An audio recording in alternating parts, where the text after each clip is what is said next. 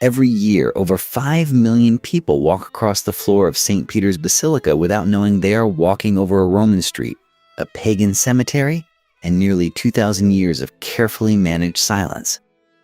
The Vatican spent centuries building the most powerful religious institution on earth on top of something it could never fully prove was there. The bones beneath the high altar, the ones the entire church traced its authority back to, were only officially recognized as St. Peter's in 1968 after excavators cracked open the floor and found a chaotic stack of pagan tombs, early Christian graffiti, and a modest grave that raised more questions than it answered. So why did it take the world's most powerful religious organization until the second half of the 20th century to look? And what exactly did it decide to rebury once it did? 20 feet below the marble floor of St. Peter's Basilica, the air changes. It becomes cold in a particular way, the kind of cold that has been sitting in one place for a very long time.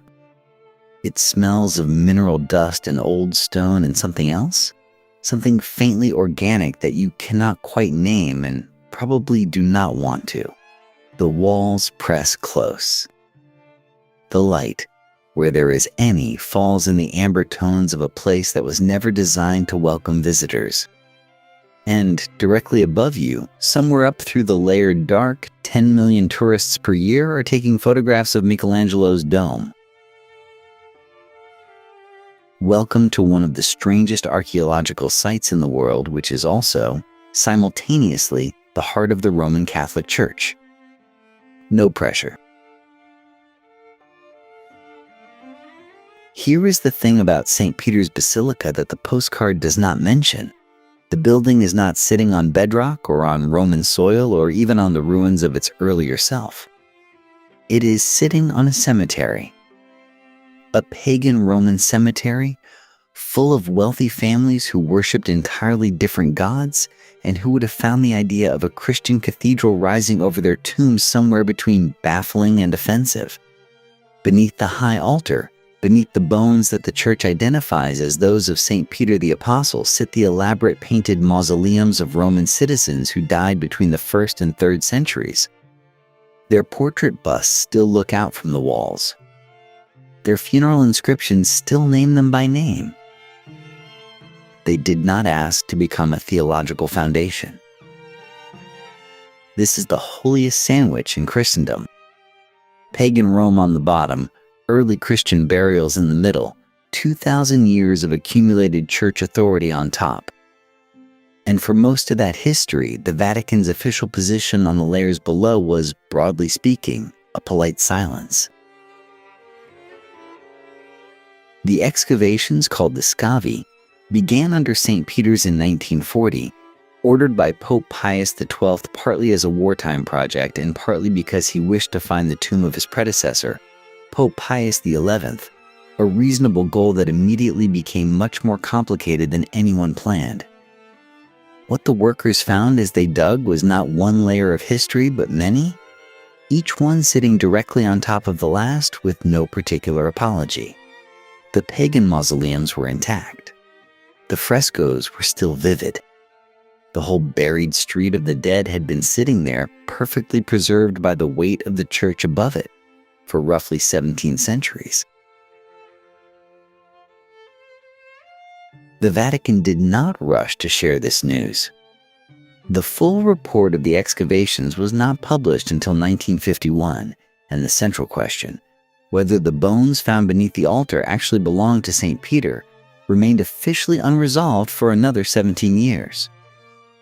It was not until 1968 that Pope Paul VI stood before the world and announced, with the specific confidence of a man who had been sitting on this information for quite some time, that yes, the relics were almost certainly authentic.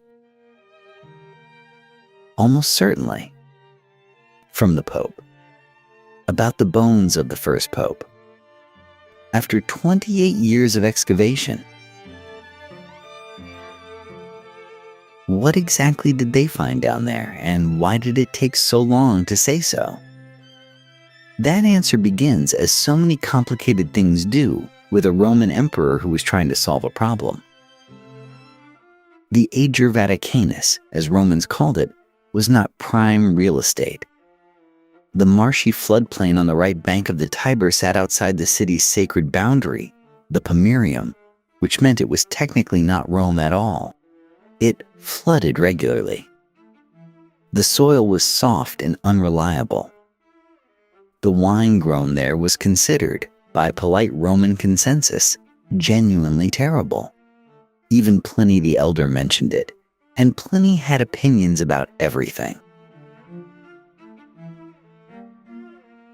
This was, in short, exactly the kind of neighborhood where you buried people. By the 1st century, a road called the Via Cornelia ran along the hillside, and on either side of it the tombs multiplied. This was standard Roman practice. The dead lived along the roads, greeting travelers on their way in and out of the city. Wealthy families built proper mausoleums, small brick houses for the permanently horizontal, decorated with frescoes and stocked with things a soul might need. Poorer people were cremated and placed in niches. The whole arrangement had a certain practical domesticity to it, a neighborhood of the dead laid out just like a neighborhood of the living, if somewhat quieter.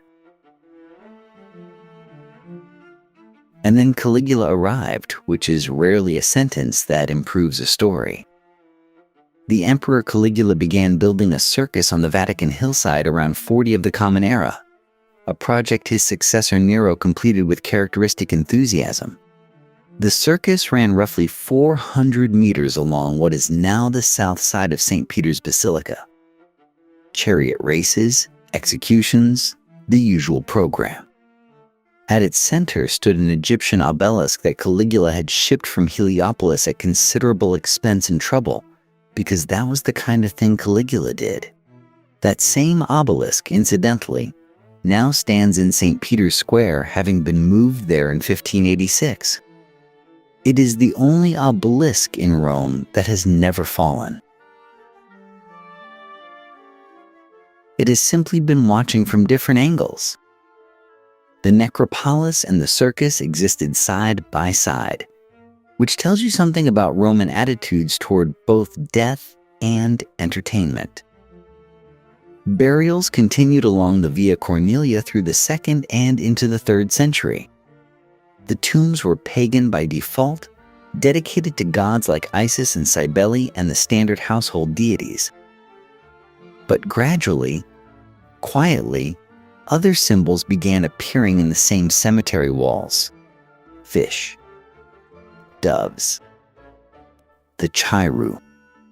The newest religion in the empire was burying its dead in the same soil as the old ones, sometimes in the same mausoleums, sometimes just next door. The dead, as it turns out, are not particularly sectarian. What drew Christians specifically to this swampy, unfashionable hillside, and why they kept coming back to it, leads directly to one very specific spot in that cemetery, and to what or who was said to be there. Nero's circus was not a pleasant place to die, which was rather the point. The literary tradition placing Peter's execution there is thin. Let's be honest about that up front, but it is persistent in a way that historians find difficult to dismiss. Writing around 96 of the Common Era, Clement of Rome, who knew people who had known the apostles, referenced Peter's martyrdom in his letter to the Corinthians without specifying where or how. He mentioned suffering. He mentioned a witness. He did not mention an upside-down cross, which is interesting, because that detail comes later and from murkier waters. Upside-down crucifixion appears in the Acts of Peter, a text from around the late 2nd century that reads, charitably, as part devotional literature and part adventure serial.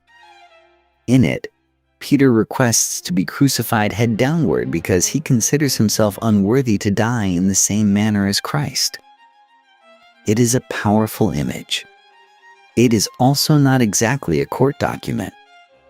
Whether it preserves genuine memory or pious embellishment is a question scholars have been arguing about since before your great-great-grandparents were born. What is slightly more solid is the memorial.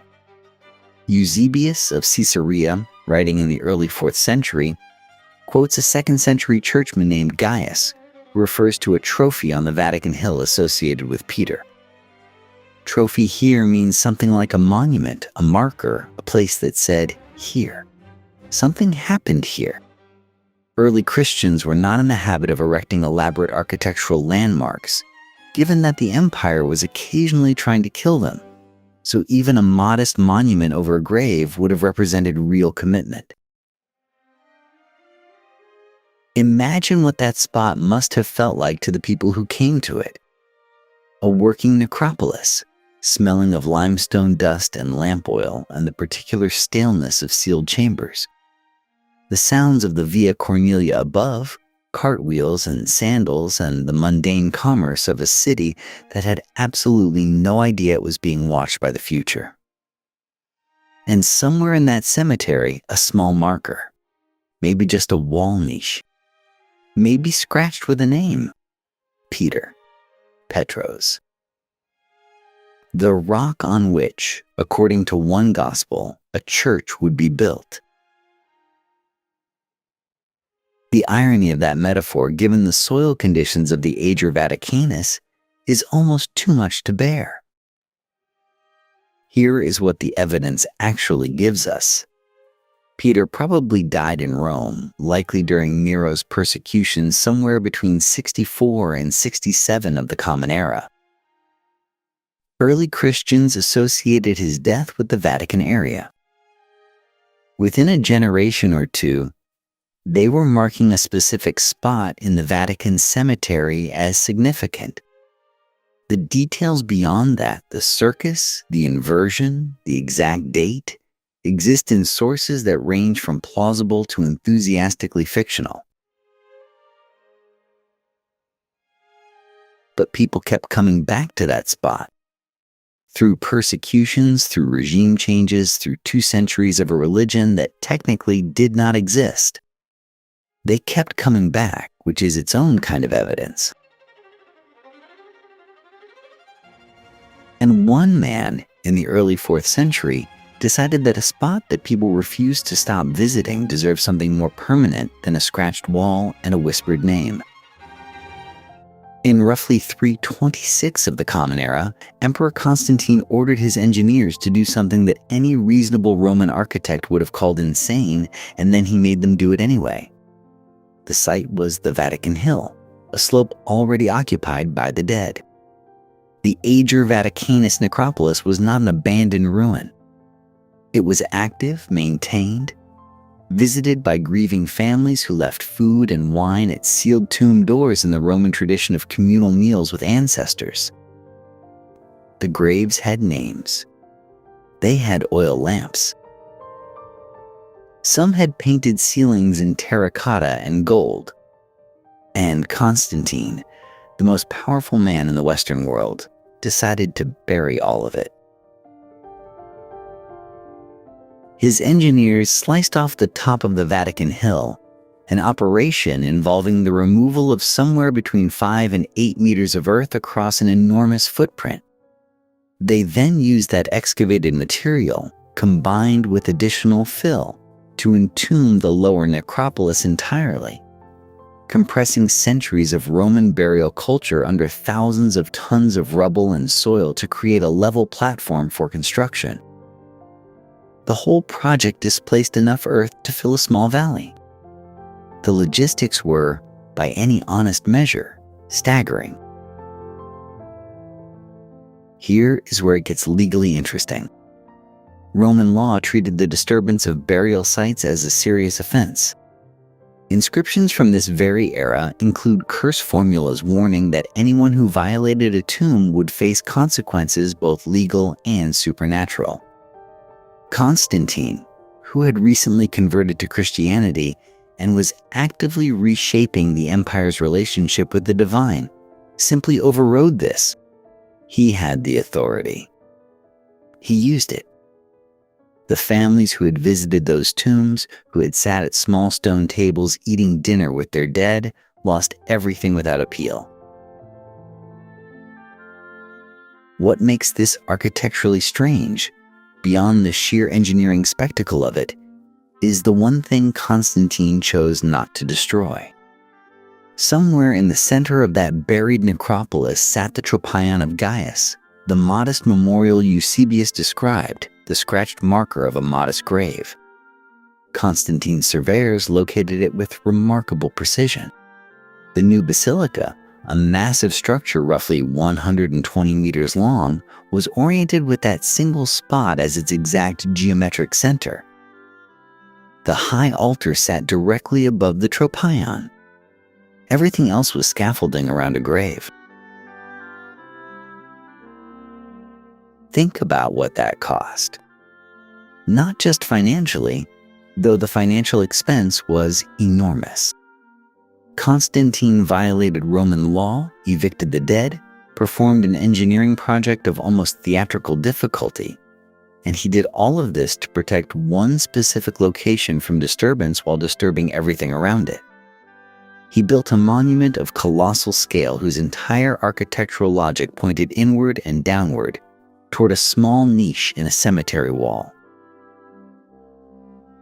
This is what conviction looks like when it has resources.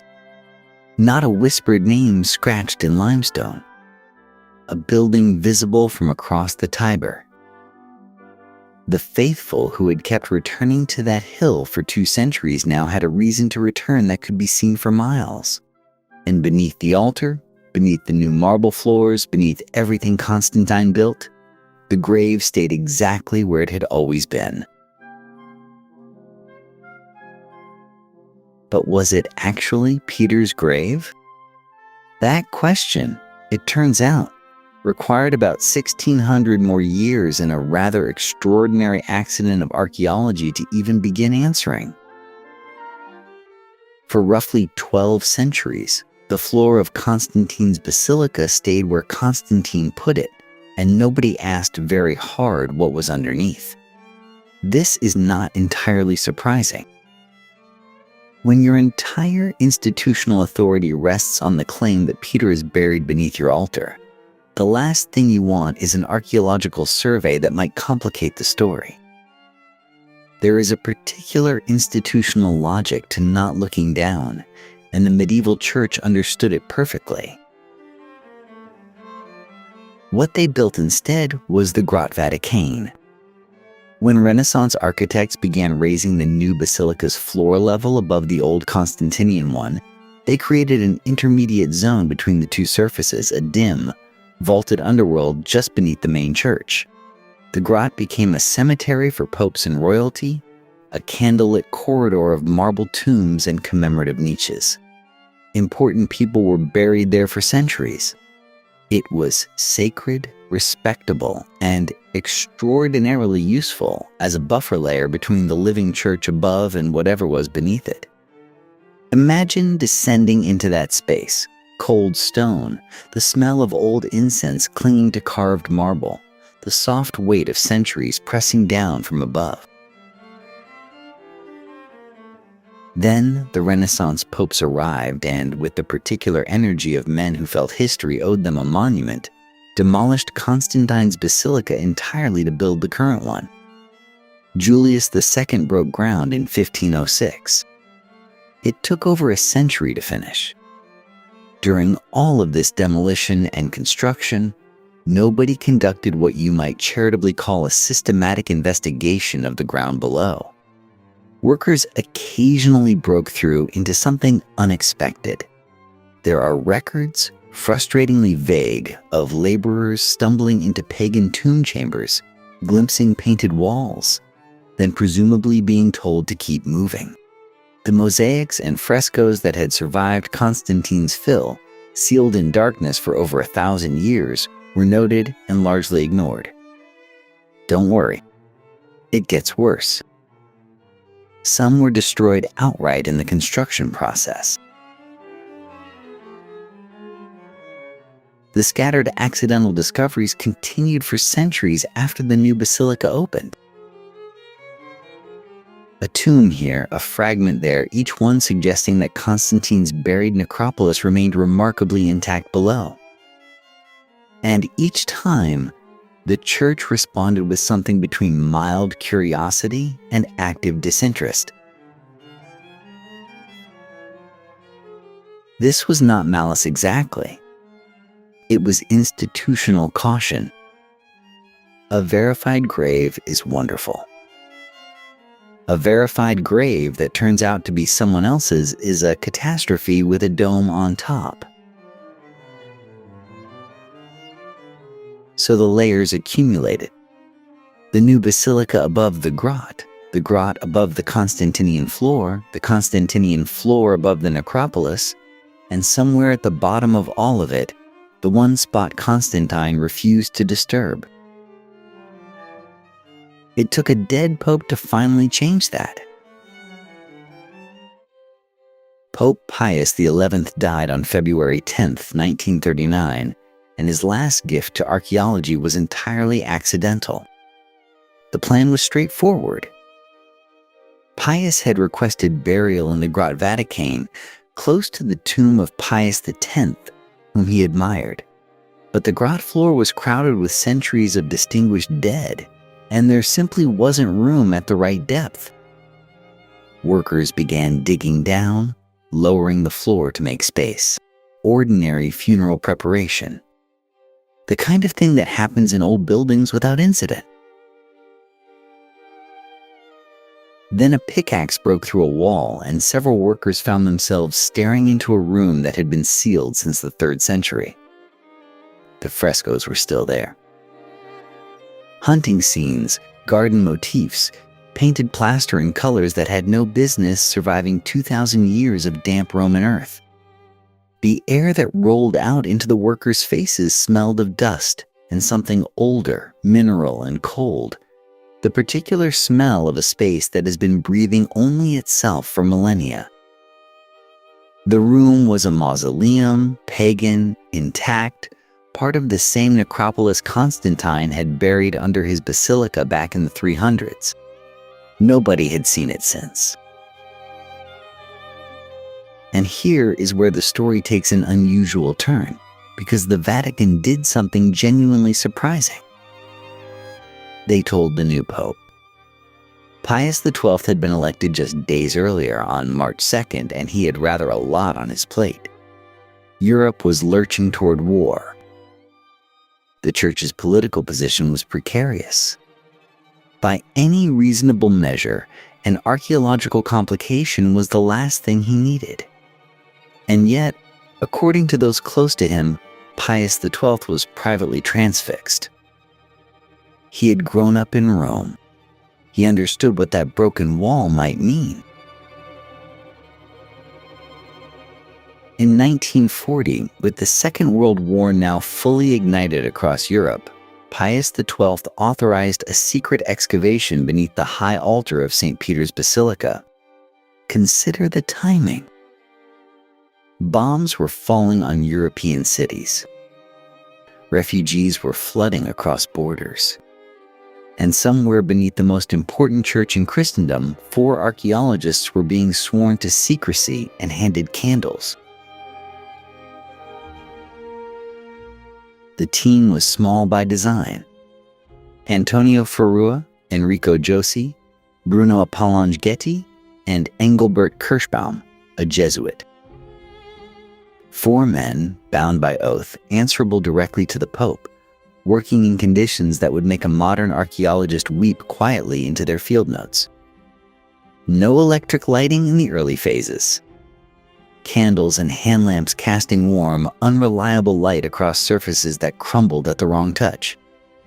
The dig proceeded beneath a living basilica, above them the weight of Michelangelo's dome and the daily machinery of Catholic ceremony, below them the compacted debris of nearly 2,000 years. They moved through layers like pages of a book read in the wrong order. Packed earth gave way to Roman concrete. Roman concrete gave way to tomb chambers. And tomb chambers revealed mosaics that had been waiting in perfect darkness since Constantine's engineers shoveled fill over them in the 300s. Imagine kneeling in a space barely large enough to turn around, holding a candle up to a mosaic of the sun, watching the tesserae catch the light one by one. The gold still held. The color still held.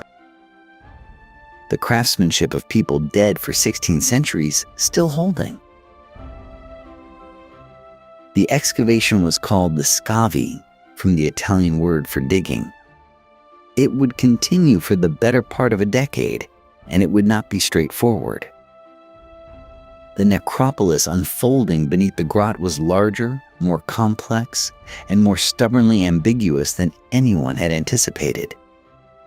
Street after street of Roman mausoleums, pagan and Christian intermingled, a city of the dead that had been perfectly preserved precisely because nobody had been looking for it. And somewhere, at the end of that underground street, there was a wall. A scratched, graffiti-covered wall with a cavity in it, directly beneath the high altar, directly beneath the spot Constantine had refused to touch. What was in that cavity, and whether anyone could honestly say it was what they hoped, is exactly the kind of question that keeps archaeologists and theologians awake. The road slopes downward at roughly 8 degrees, wide enough for a Roman funeral cart, lined on both sides with the brick-faced facades of 22 mausoleums standing in the dark like a neighborhood that simply forgot to end. The excavators named it the clivus, the slope. Walking it now, even in the glow of modern lighting installed decades after the dig, you are walking a genuine Roman street. The drainage channels are still cut into the pavement. The thresholds are worn smooth by feet that last crossed them in the 200s. Somewhere above you, tourists are queuing to see Michelangelo's Pieta. Down here, nobody is queuing for anything. The mausoleums open off the road like rooms in a very quiet apartment building.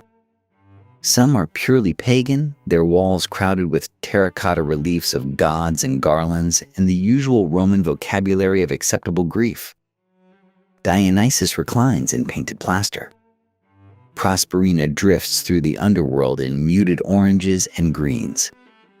The air is cool and close, carrying that particular underground mineral stillness, the smell of stone that has forgotten what weather feels like. But something shifts as you move westward toward the altar. The imagery changes. Pagan symbols begin sharing wall space with something newer, more tentative. A fish here. An anchor there. The coded shorthand of a religion that was still in the 2nd and 3rd centuries, operating with some discretion. Wealthy Roman families and their freed slaves buried side by side, their theological commitments quietly negotiating the same walls. It is, in its way, a rather human arrangement. And then there is the Mausoleum of the Julii. Tomb Mausoleum M, to use its archaeological designation, is small enough that standing inside it with 2 other people constitutes a crowd. But the ceiling. The ceiling is covered in a mosaic of gold and green, and at its center is a figure in a chariot, radiant and ascending, surrounded by gold tesserae that catch light the way they caught it the first time in the 300s, before Constantine's engineers poured the fill in and sealed it away. The figure is almost certainly Christ. The imagery is unmistakably the sun god Helios. The Julii, it seems, were covering their theological bases with considerable elegance. Don't judge them. Estate planning under religious uncertainty has always attracted creative thinking. The excavators moved westward, and the Christian imagery grew less tentative, more confident, until the pagan mausoleums gave way entirely to Christian burials clustered as close to the western end of the street as the terrain allowed. Everyone, it seemed, wanted to be near the same spot. The street ends there at the base of Constantine's great retaining wall, filled in and sealed during construction in the 300s with such thoroughness that the mausoleums retained their plaster, their mosaics, their inscriptions, even their roof tiles. A city sealed in a single deliberate act, preserved not by accident but by intention. Constantine buried it carefully, respectfully, because whatever was at the end of that road, he did not want it disturbed. What that something was and what the excavators found scratched into the wall above it is where the story gets genuinely complicated. The red wall is not impressive. That is, perhaps, the most important thing about it. It stands roughly 2.5 meters high, plastered in a dull terracotta red that has faded over 17 centuries to something closer to the color of old brick dust.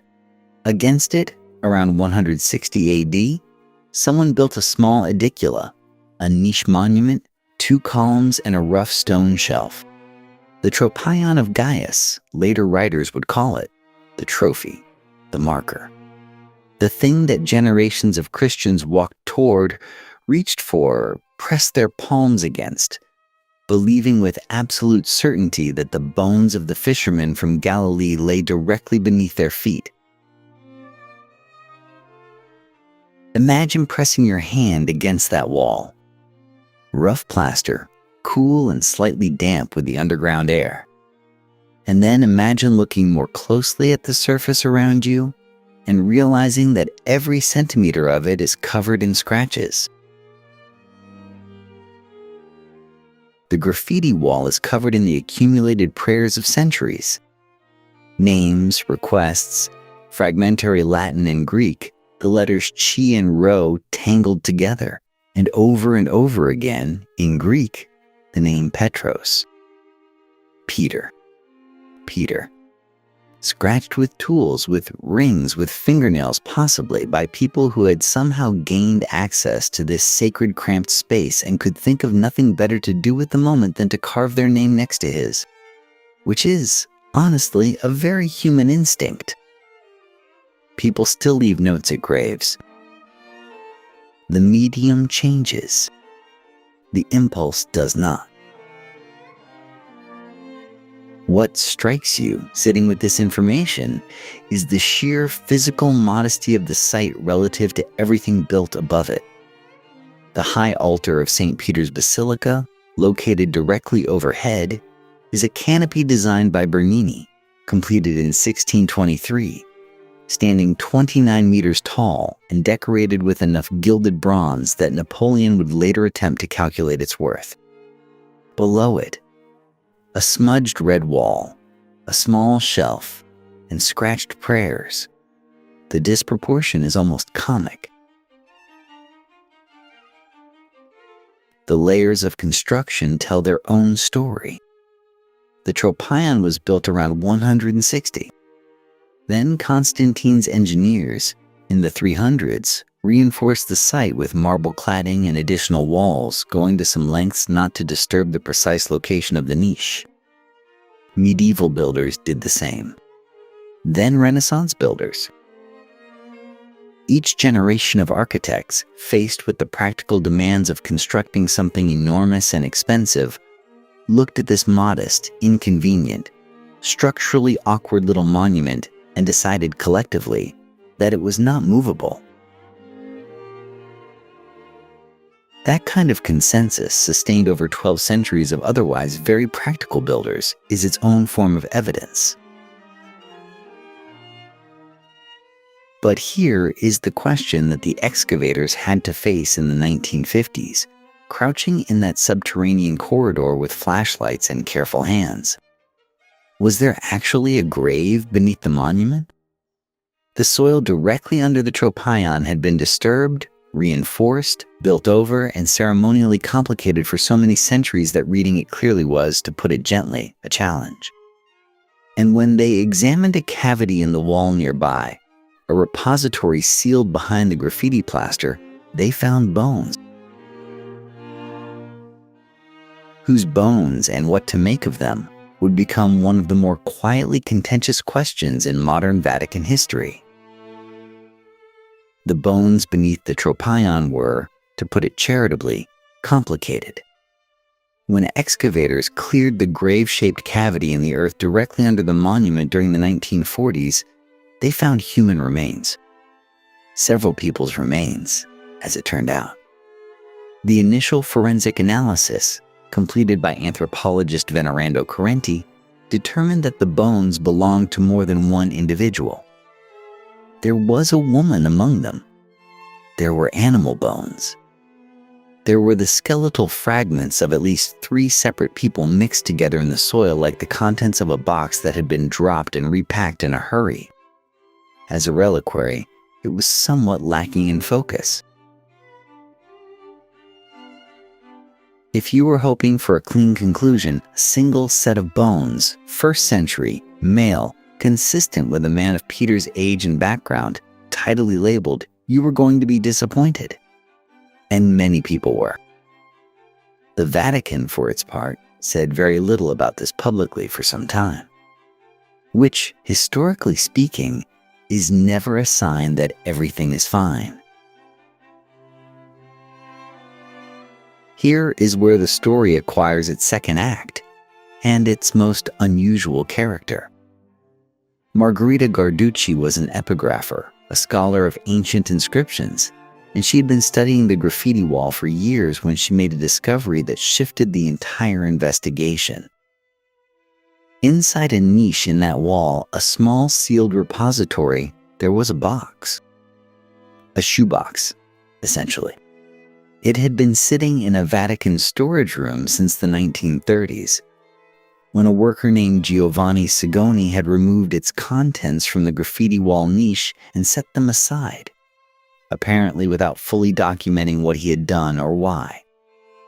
The bones inside had been waiting in a box on a shelf for decades while everyone searched the floor directly below for the real burial. Guarducci's argument, developed through the 1960s, was precise and somewhat audacious. She believed that at some point in the early centuries, someone, a devoted custodian, a protective cleric, had moved Peter's remains from the vulnerable earth grave into the more protected wall niche, wrapped them in purple and gold cloth consistent with imperial Roman funerary practice. When Correnti examined these bones, they told a different story than the ones below.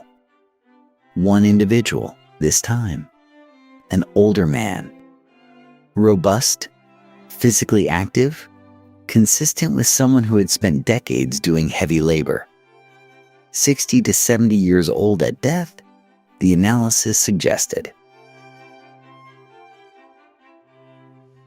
The cloth fragments were dated to the 1st century.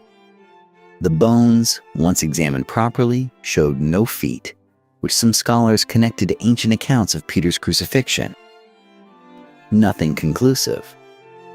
Everything suggestive. The controversy that followed was, to use the diplomatic vocabulary of academic institutions, spirited. Other scholars disputed Guarducci's interpretations. Some questioned her methods. Some questioned whether the removal and storage of the bones by Sigoni had compromised the evidence irreparably. The idea that the most significant relics in Christendom had spent approximately 30 years in a shoebox in a Vatican closet did not inspire universal confidence in the chain of custody. And then, in 1968, Pope Paul VI made an announcement. The bones found in the graffiti wall niche, he said, had been identified as the relics of St. Peter in a manner considered convincing. Read that phrase again, slowly. Considered convincing. Not proven. Not confirmed beyond doubt. Considered convincing. It is, as statements of papal certainty go, extraordinarily careful phrasing. The Vatican knew exactly what it was saying and exactly what it was not saying. The bones are there now, formally interred beneath the altar, in a plexiglass case, visible to those permitted to visit. Whether they belong to a Galilean fisherman who died in Rome around 64 AD, or to an older man whose identity was simply lost to the centuries, is a question the evidence cannot fully answer, and the Vatican has never fully claimed it could. What the evidence does suggest, rather persuasively, is that something has been venerated at this specific location continuously for nearly 2,000 years. Which brings us to the next question, and perhaps the more interesting one. Not who is buried there, but why anyone built what they did above it. 250 people per day. That is the number the Vatican settled on when it opened the scavi, the excavations beneath St. Peter's Basilica, to the public in 1968, not 251. The tour must be booked weeks or months in advance, conducted in small guided groups, and completed in roughly 90 minutes. You descend through a narrow door near the sacristy, and the temperature drops immediately. That particular coolness of deep earth that feels less like air conditioning and more like the ground breathing. What you see on the tour is genuinely extraordinary. The pagan mausoleums, their painted walls still vivid after nearly 2,000 years, terracotta reds and mosaic blues preserved by the very weight of the basilica that crushed them. The ancient street level. The tropaion itself, compact and worn. The graffiti wall enclosed now in protective glass. It is an astonishing experience, and the Vatican knows it. What you do not see is rather more extensive. Several mausoleums along the Via Cornelia remain sealed, their interiors unexamined or simply closed to movement. The areas adjacent to the burial site, where the stratigraphy grows complicated and the interpretations multiply, are not part of the route.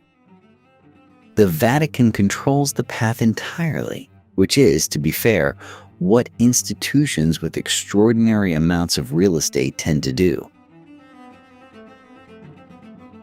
The official narrative presented during the tour frames the excavation as a story of confirmation. The church suspected Peter was here. They looked.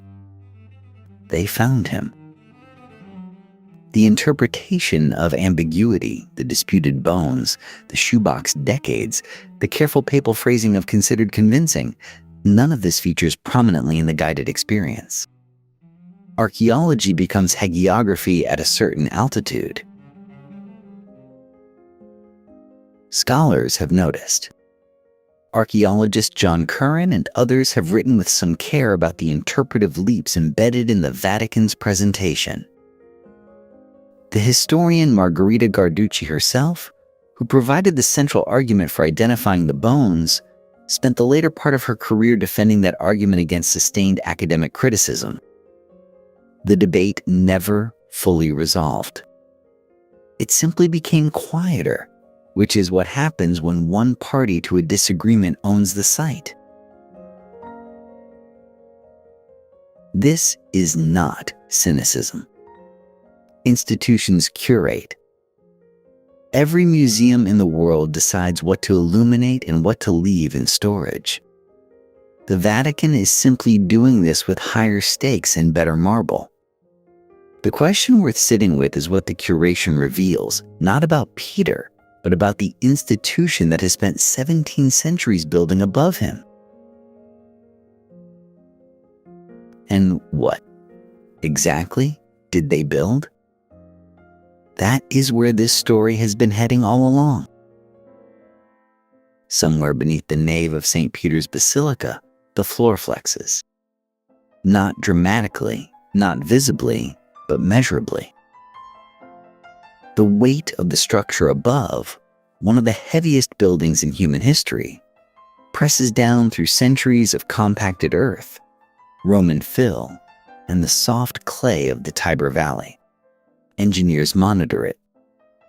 The building is, in the gentlest technical sense, still settling. It is a useful metaphor, and history rarely offers those for free. The story beneath St. Peter's is not, in the end, a story about bones. It is a story about what institutions do when the ground beneath their authority turns out to be more complicated than the architecture they raised above it. The Vatican did not invent this problem. They simply have a more expensive version of it. Consider the irony. Declining trust in religious institutions across the Western world has accelerated sharply since the 1980s, driven by genuine scandals, genuine cover-ups, genuine harm. And here, beneath the most visible symbol of Catholicism on earth, sits an archaeological record that was handled with what can charitably be described as interpretive enthusiasm. The bones misplaced for decades. The identification built on disputed epigraphy. The careful, cushioned language of papal announcement. None of this was necessary. The tropaion, that 2nd century memorial, was already there. The continuous veneration of the site across 1700 years was already documented. The historical case for Peter's presence, not his precise remains, but the tradition, the memory, the location, was genuinely strong. Honest archaeology, openly conducted, might have made the story more compelling, not less. Uncertainty, handled with confidence, tends to build credibility. What weakens institutions is not ambiguity. It is the visible effort to manage ambiguity away. This is not a problem unique to the Vatican. It is the recognizable shape of every modern reckoning with inconvenient truths. The corporation that buries the internal study. The government agency that classifies the embarrassing report. The university that quietly settles rather than investigates. The pattern is always the same. A magnificent certainty built on top of something more complicated, maintained through the careful control of who gets to look and what they are shown. The Vatican's Scavi tour, limited to 250 people per day, is not a scandal. It is a very old human instinct, wearing very good vestments. What makes St. Peter's singular is the scale of the thing built above the ambiguity. Not just the Basilica, the papacy. 2,000 years of apostolic succession, of claimed authority, of spiritual architecture resting on the assertion that a fisherman from Galilee is down there in the dark. He might be. The evidence is genuinely not nothing. But the next time a pope says Mass at the high altar, above the baldachin, above the confessio, above the layers of pagan cemetery and ancient fill and disputed bone, the damp cold is still down there. The floor is still settling, slowly, imperceptibly.